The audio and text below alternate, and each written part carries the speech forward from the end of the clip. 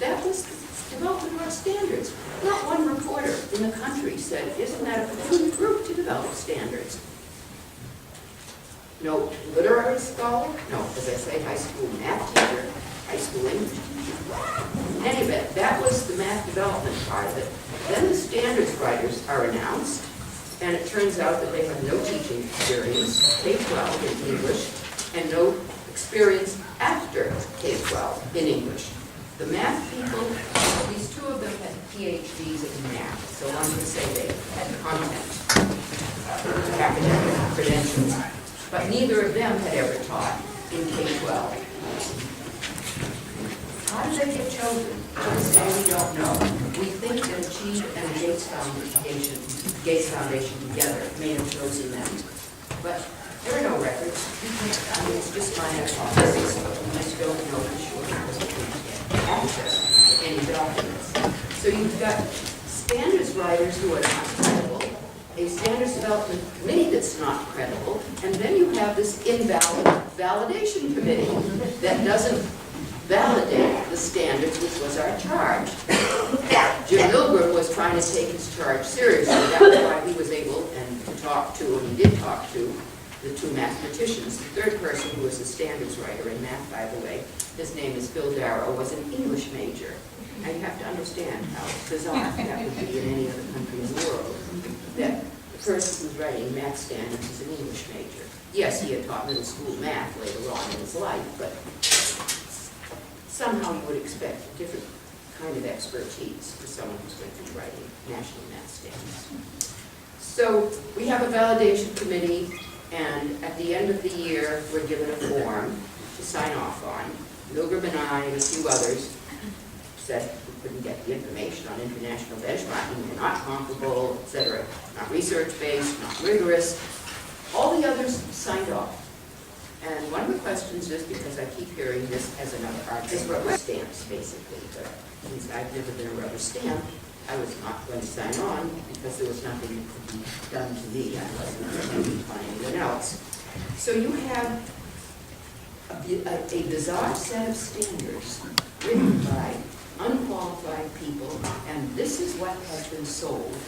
Boards of education, governors, and commissioners of education all over the country. And right now, at least 20 legislatures, maybe more, are trying to develop legislation to get out of this sticky jar of molasses that their state boards put them in, because by law, by statute, state boards of education can choose to adopt standards. Of course, there's supposed to be a process by which they go through, and that did not take place. Even though when I was in Wyoming, I was told by someone in the Department of Education, well, I've got a 6-foot pile high of records to show you the meetings that took place in Wyoming, the schools we went to explain Common Core. Of course, it was adopted within hours after the final document was released, so where that 6-foot pile of papers comes from, we still don't know. But she was offering it to me. These are Alice in Wonderland kinds of things that I have encountered.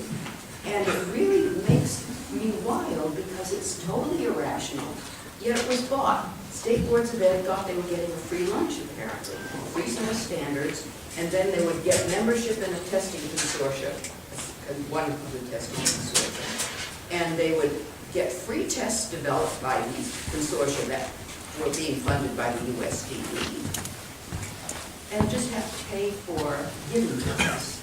And then that's, of course, where the legislature comes in, because no one anticipated there was going to be this huge cost for the technology, and who's going to pay the bill? Well, the legislators don't have any money. You guys are. There are states where bonds are being passed in every local district to pay for the technology and all the other stuff that goes with it.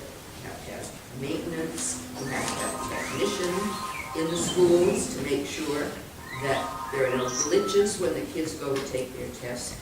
But that's what's now happening in many states where the local districts are now expected to pass bonds in order to pay for the technology that will be used for what? For testing things. That's all. Now, who else is now rearing their heads in all of this? And I want to mention this before I go on to PLA. Teachers' unions.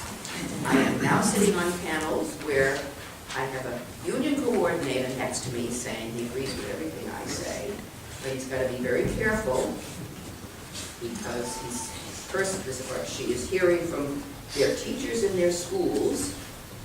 They don't want Common Core, but nevertheless, they cannot be seen as disobeying state policy, because if teachers or administrators are overtly, verbally disobeying or speaking out against state-determined policy, their licenses could be revoked or suspended. There are ways to intimidate these people.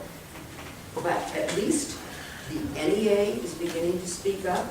They retracted Dennis, the president, 2 days ago, talked about the problems of Common Core, and then the next morning retracted a simple statement about, well, we're not really against Common Core, it's only a simple implementation, but I was in Louisiana and I was told there that they were the ones that got him to retract the statement, because in Louisiana, they can't be seen as against Common Core, or there will be retribution.